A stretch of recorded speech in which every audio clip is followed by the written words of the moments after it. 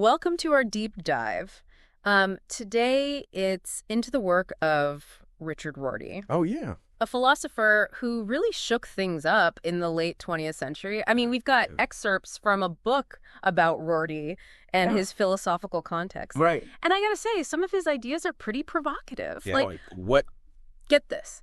He compares the role of philosophy Oh, in contemporary culture to the role of religion wow. during the Enlightenment. It's a bold comparison for sure. Yeah. And it gets right to the heart of Rorty's challenge to traditional philosophical thinking. Right.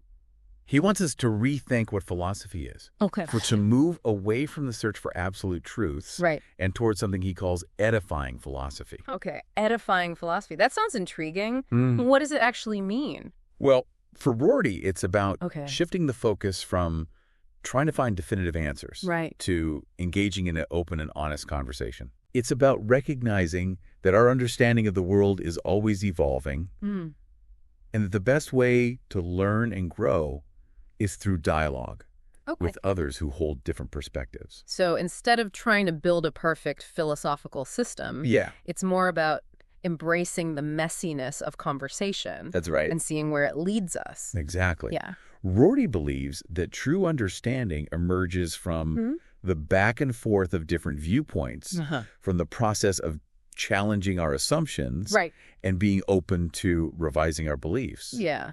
He saw this kind of conversational approach Higher crucial. for fostering a more tolerant and democratic society. I can see how that ties into his Yeah. controversial nature. Totally. Rorty didn't fit neatly into Yeah. any one philosophical camp. He Yeah. engaged with everything, So from serious.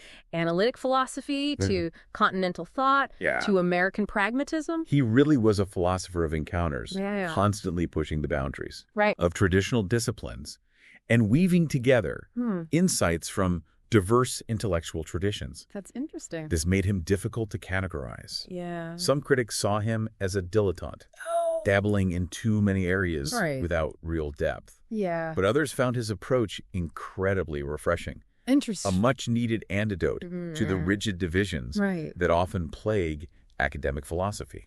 So he was drawing inspiration from all these different sources, Yeah. but ultimately forging his own path. He was. It makes me curious about his intellectual journey, how he arrived at this unique perspective. Well, his early life provides some clues. Okay. He came from a family deeply engaged Uh, in social justice and intellectual pursuits. Interesting. His father was a socialist writer, his mother a sociologist, Okay. and his grandfather a prominent theologian Wow. involved in the social gospel movement. Okay. This background instilled in him a strong sense of social responsibility Yeah. and a passion for ideas. So it sounds like he was exposed to Yeah. big questions and critical thinking from a very young age. Absolutely. Yeah.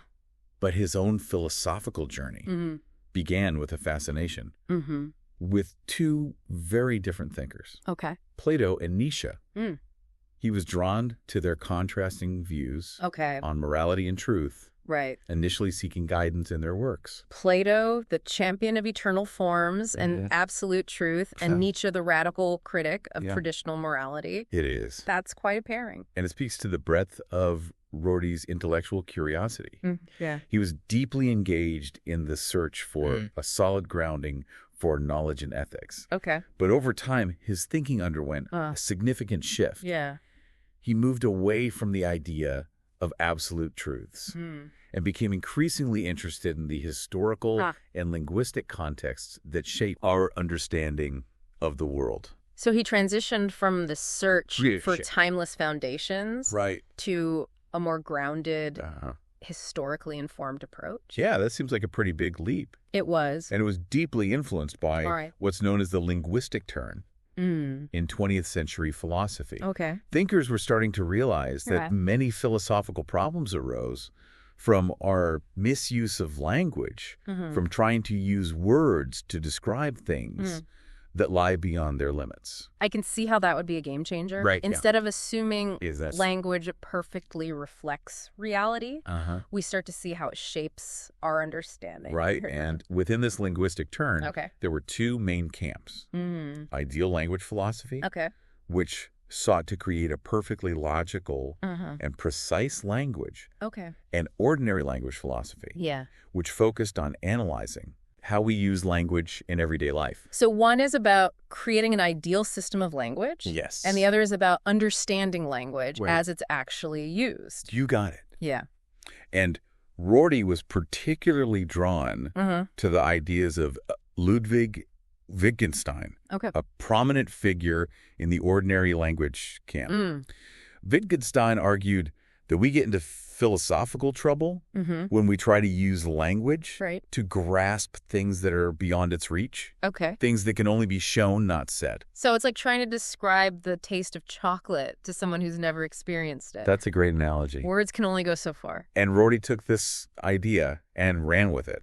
He began to see many traditional Yeah. philosophical problems as pseudo-problems, Okay. arising from our attempts to use language to grasp something that's ultimately ineffable. Right. This led him to question the very foundations of epistemology, Okay. the branch of philosophy concerned with knowledge. And this questioning culminated in his groundbreaking book, Yeah. Philosophy and the Mirror of Nature, Right. where he dismantles the traditional view of knowledge Exactly. as a mirror of reality. That must have ruffled some feathers in Yeah. the philosophical world. It certainly did. Rorty challenged this deeply ingrained assumption that our minds somehow passively reflect the world out there. Okay. He argued that knowledge isn't about creating a perfect representation of reality, but about interpreting and understanding the world within our linguistic and historical frameworks. Okay.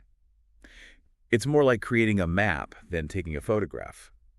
So instead of seeking a one-to-one correspondence between our thoughts and the world, we're actively constructing meaning through language and interpretation. Precisely. Yeah.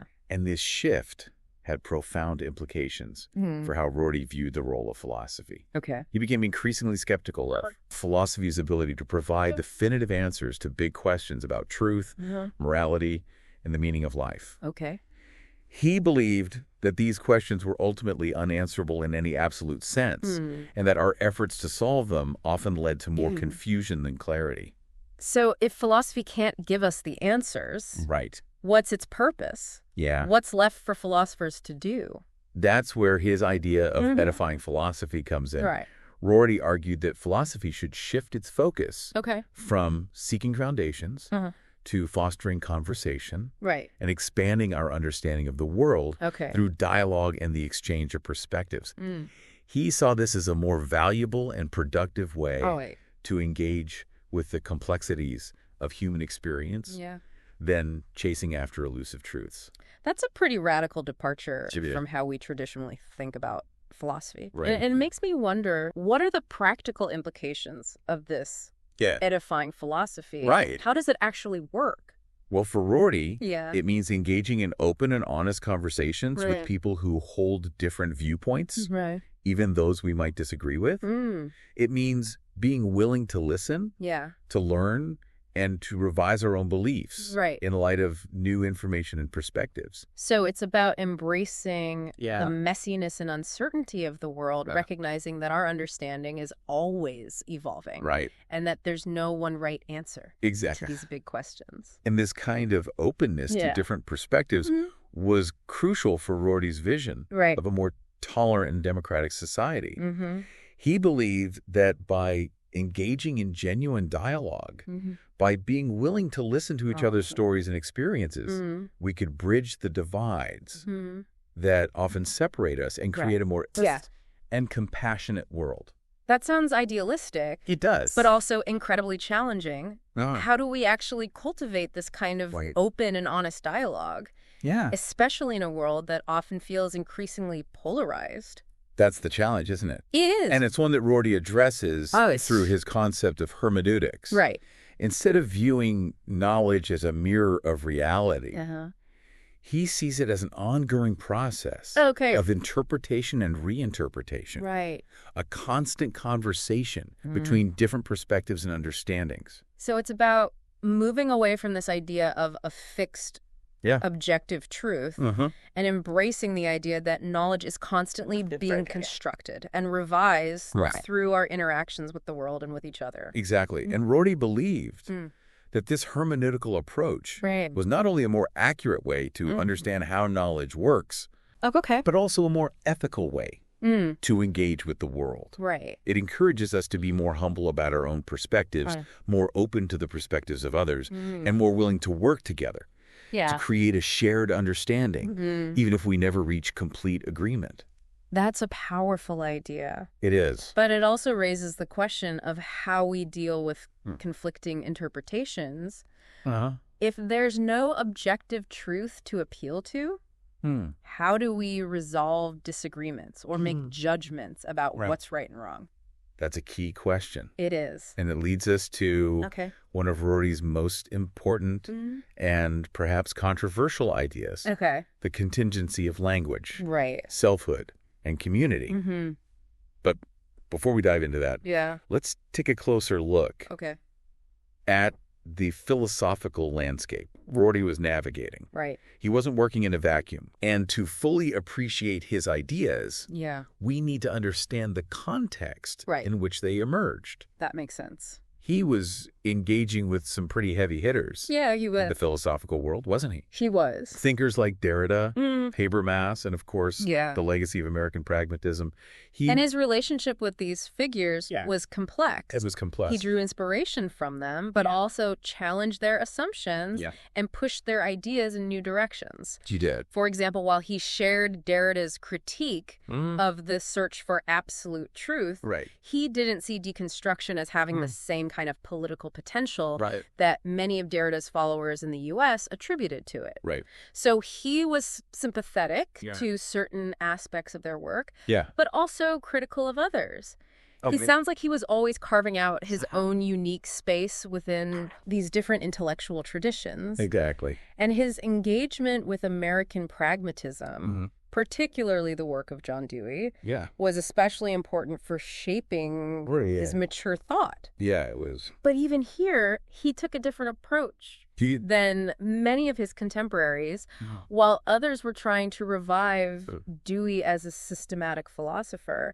Rorty saw him more as a chronicler of American society. That's an interesting distinction. What did he mean by chronicler? Well, for Rorty, Dewey wasn't primarily concerned with building a grand philosophical system or establishing universal principles. Instead, he was focused on understanding how American democracy worked in practice, how people actually lived their lives, and how social progress could be achieved through collective action and experimentation. Rorty saw this emphasis on practice and experience as key to understanding Dewey's pragmatism and as a valuable antidote to the overly abstract and theoretical tendencies of much of academic philosophy. So it's about getting out of the ivory tower and engaging with the messy realities of lived experience. Exactly. And for Rorty, this meant recognizing the limits of philosophical systems and embracing the contingent, historically grounded nature of our beliefs and values. He believed that grand narratives and universal principles were ultimately illusions, and that the best way to understand ourselves and the world was to engage with the concrete realities of our historical and social contexts. So instead of searching for absolute foundations, it's about understanding how our ideas and values have evolved over time and how they continue to be shaped by the ongoing conversation of human experience. Precisely. And this brings us back to Rorty's concept of contingency, which lies at the heart of his challenge to traditional philosophy and his vision for a more tolerant and democratic future. But we'll have to explore that further in our next segment. So picking up where we left off, let's explore how Rorty tackled the issue of conflicting interpretations. His concept of contingency is really key here. Contingency. We've touched on it, but could you unpack that a bit more? It sounds like a pretty dense idea. It is. Rorty argued that language, selfhood, and community are all contingent, meaning they aren't based on some fixed essence or predetermined structure. Instead, they're shaped by historical forces, cultural practices, and the ongoing conversations we have with each other. So instead of seeing these things as grounded in some universal truth, he's saying they're products of our specific time and place, that they could have been different. Exactly.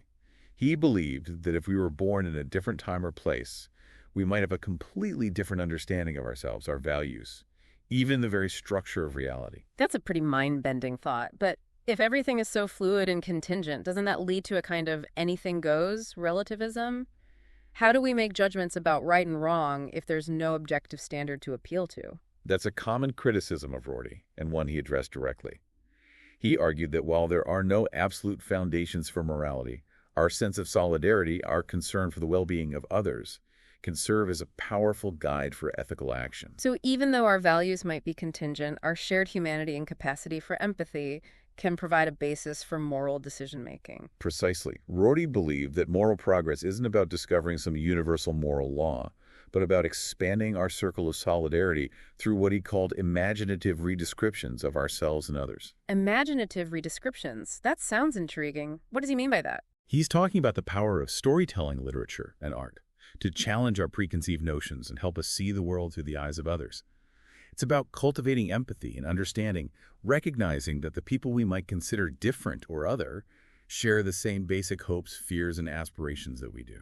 So instead of relying on abstract principles, he's saying we need to engage with the concrete experiences and stories of others to expand our moral horizons and foster a sense of shared humanity. Exactly. Rorty believed that this kind of imaginative engagement was crucial for breaking down the barriers that divide us and creating a more just and compassionate world. And this brings us to another key concept in his work, irony. He distinguishes between public and private irony, both of which he saw as essential for a healthy liberal society. Okay, irony. That seems like a bit of a curveball. How does irony fit into all of this? Well, for Rorty, public irony is about recognizing the historical contingency of our own beliefs and values. It's about being willing to question our assumptions and engage in open and honest dialogue with those who hold different views. A publicly ironic society understands that its own values and practices aren't absolute truths, but are products of its specific historical and cultural context. It's kind of like having a sense of humor about our own fallibility, recognizing that we could be wrong and that other perspectives might have something valuable to offer. That's a great way to put it. Public irony helps create a space for genuine dialogue and debate without resorting to dogmatism or violence.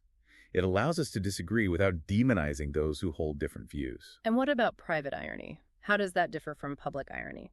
Private irony is more about an individual's relationship to their own self-narratives. It's about recognizing that even our sense of self is contingent and subject to change. It's about being willing to question our own assumptions, to play with different perspectives, and to embrace the possibility of self-transformation. So it's about being open to reinventing yourself, constantly evolving and adapting. Precisely. Rorty believed that private irony was essential for individual freedom and creativity. It allows us to break free from the constraints of fixed identities and explore new possibilities for who we can become.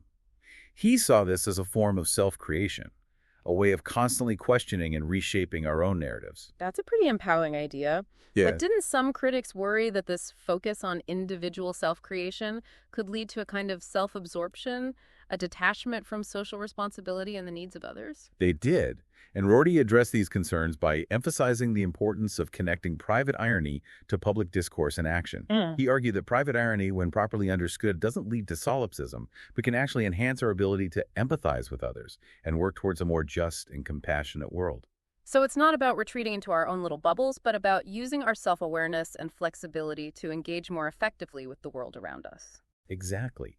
Rorty believed that private irony, when coupled with a strong sense of solidarity, could be a powerful force for positive change. He saw it as a way to break free from the rigid ideologies and fixed identities that often divide us, and to create a more fluid and adaptable society, one that's better equipped to deal with the complexities and challenges of the 21st century. This all ties back to his idea of the priority of democracy over philosophy, doesn't it? He was arguing that a just and tolerant society isn't built on abstract philosophical principles, but on the concrete practices and institutions that allow for open dialogue and democratic deliberation. Absolutely. Rorty believed that democracy was the best system for fostering the kind of open and honest conversations that he saw as essential for both individual growth and social progress. He rejected the idea that democracy needed to be grounded in some grand philosophical theory or universal set of rights. So instead of trying to find some ultimate justification for democracy and abstract principles, we should focus on the practical ways in which democratic practices and institutions can promote freedom, equality, and solidarity. Exactly. Rorty saw democracy as an ongoing experiment, a process of constant learning and adaptation. He believed that the best way to defend democracy was to practice it, to engage in the messy and often frustrating work of building a more just and equitable society through dialogue, debate, and collective action. And he saw literature as playing a vital role in this process. This is where his love of literature comes in. He saw it as taking over the role of philosophy in our culture. But how can literature, which is often seen as a form of entertainment or escape, contribute to something as serious as building a better world? Rorty believed that literature, with its capacity to evoke empathy and imaginative understanding, could be a powerful tool for expanding our moral horizons and fostering a sense of solidarity. He saw literature as a way to bridge the gap between our private ironies, our unique and contingent self-narratives, and the public sphere where we strive to create a better world for everyone. It's like literature provides a training ground for our moral imaginations, helping us to connect with people who are different from us and see the world through their eyes. Beautifully put. By immersing ourselves in different stories and perspectives, we can challenge our assumptions, confront our prejudices, and ultimately become more humane and compassionate individuals. Rorty saw this as essential for creating a more just and tolerant society. That's a powerful vision. But wasn't Rorty criticized for neglecting the role of social and political structures in shaping our lives and limiting our choices? Some feminist philosophers, for example, argued that his emphasis on individual self-creation ignored the very real ways in which gender roles, power dynamics, and economic inequalities constrain women's opportunities. That's right. Rorty's work wasn't without its blind spots, and feminist thinkers like Nancy Fraser challenged him to think more deeply about the social and political forces that shape our identities and limit our freedom. They argued that his focus on individual self-creation needed to be balanced with a greater awareness of the systemic injustices that many people face. So while Rorty championed the power of individual agency, he also had to confront the fact that not everyone has equal access to the resources and opportunities needed to fully realize their potential. Exactly. And these debates highlight the ongoing tension between individual freedom and social justice, a tension that continues to shape our political and philosophical discourse today. Rorty's work, while not providing all the answers, offers valuable insights into how we can navigate this tension and work towards a more just and equitable world. It sounds like Rorty's legacy is one that continues to spark important conversations and challenge us to think critically about the role of philosophy, the nature of truth, and the possibilities for creating a better future. Absolutely. And while his ideas were often controversial, his unwavering commitment to democratic values, his belief in the power of conversation and empathy, and his vision of a society that embraces contingency and celebrates human diversity continue to resonate with many people today. It's like he's left us with a set of tools, not a blueprint for navigating the complexities of our world. A toolbox for edification indeed.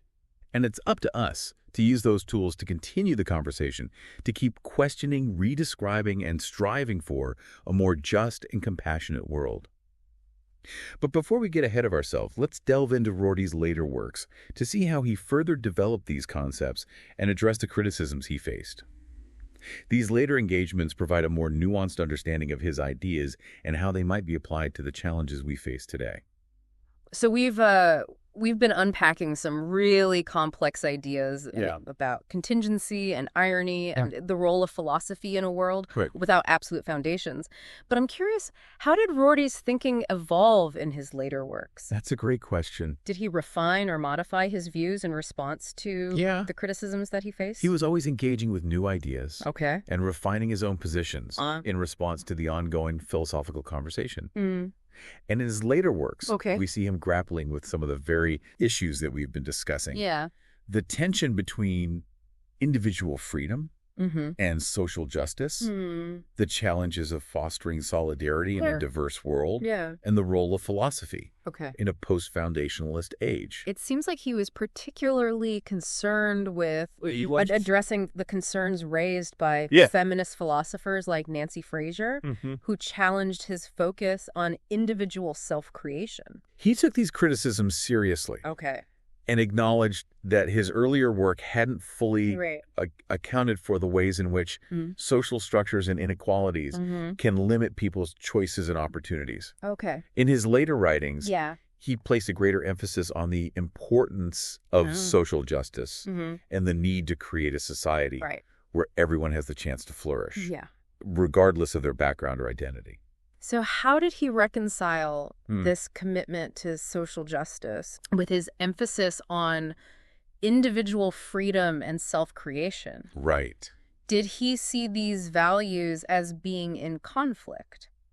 That's a tricky question. It is. And I think Rorty would have resisted the idea of a simple reconciliation. He saw the relationship between individual freedom and social justice as complex and dynamic, something that needed to be constantly negotiated and renegotiated through democratic deliberation and social action. So it's not about finding a perfect balance, but about recognizing the inherent tension between these values and working to create a society that allows for both individual flourishing and collective well-being. Exactly.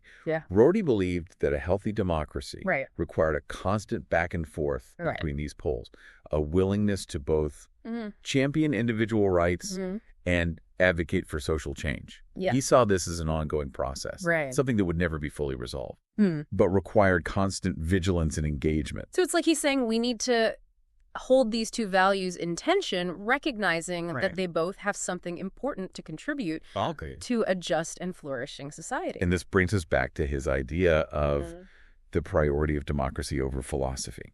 Rorty believed that the best way to work through these tensions, to find creative solutions to the challenges of living together in a diverse world, was through the messy and often frustrating process of democratic deliberation. So instead of trying to find a grand philosophical solution to these problems, he's suggesting we embrace the messiness of democratic dialogue and work together to create a more just and equitable society through trial and error, compromise, and collective action. Precisely. Rorty saw democracy as an ongoing experiment, a process of constant learning and adaptation. He believed that the best way to defend democracy was to practice it, to engage in the difficult work of building a more just and equitable society. Even if that meant acknowledging our own fallibility and being open to revising our beliefs and practices. That's a powerful message. It is. But it also seems incredibly challenging. Yeah, it is. How do we actually cultivate this kind of democratic ethos, this willingness to engage in open and honest dialogue with people who hold different views, especially in a world that often feels increasingly polarized and divided? That's the million-dollar question, isn't it? It is. And I think Rorty would said that there's no easy answer, no magic formula for creating a more just and harmonious society. But he did offer some valuable insights and tools like we're navigating these challenges. Like his concept of edifying philosophy. The idea that philosophy should focus on fostering conversation and expanding our understanding through dialogue and the exchange of perspectives rather than searching for absolute truths. Exactly. Rorty believed that this conversational approach was crucial for fostering a more tolerant and democratic society. He argued that by engaging in open and honest conversations with people who hold different viewpoints, even those we might disagree with, we can learn to see the world through different lenses, challenge our own assumptions, and find common ground, even amidst our differences. So it's about recognizing the limits of our own perspectives and being willing to learn from others, even if it means being uncomfortable or challenging our own beliefs. Exactly. And this requires a certain amount of humility, a willingness to admit that we don't have all the answers and that other people might have something valuable to teach us. Rorty believed that this kind of intellectual humility was essential for fostering a more just and equitable society. That makes sense. It does. But it also seems incredibly difficult to put into practice. It is. How do we move beyond the echo chambers and filter bubbles that often reinforce our existing biases and prevent us from engaging with different perspectives? That's a real challenge. It is. And I think Rorty would pointed to the importance of education literature and the arts as crucial tools for expanding our horizons and cultivating empathy. He believed that these forms of cultural expression had the power to transport us into different worlds. Right. To introduce us to characters and perspectives that we might never encounter in our everyday lives. Okay. And to help us see the world through new eyes. It's like they provide a training ground for our moral imaginations, helping us to develop the empathy and understanding needed to bridge the divides that often separate us. Precisely. And Rorty saw this as essential for building a more just and compassionate world. Right. He believed that by cultivating our moral imaginations, by expanding our capacity for empathy and understanding, we could create a society that was more inclusive, more tolerant, and more responsive to the needs of all its members. That's a beautiful vision. It is. And one that feels particularly relevant in our current moment. It does.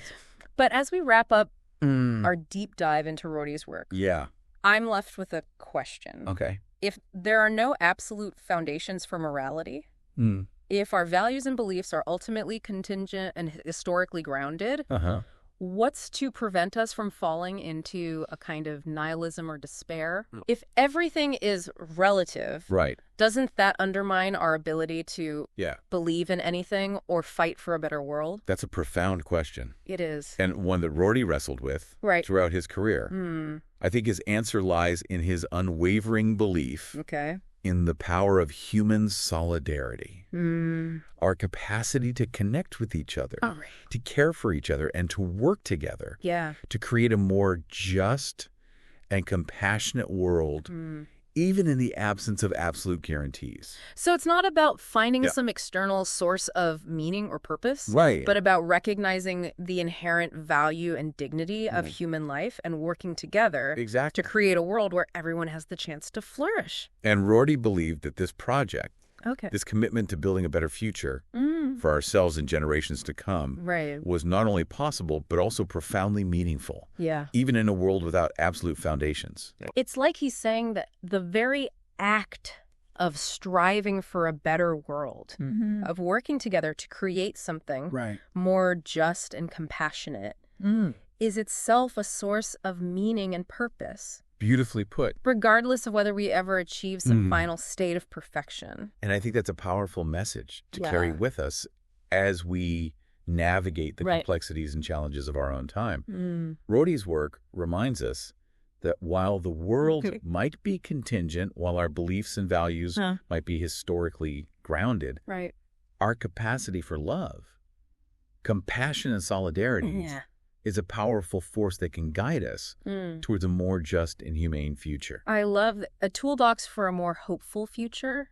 Not a set of rigid answers, but a way of thinking, a way of engaging with the world that's both intellectually rigorous and deeply human. Precise. And while Rorty might have resisted the label of prophet, I think his work offers a powerful vision for a future where conversation, empathy, and the pursuit of a more just and compassionate world takes center stage. Absolutely.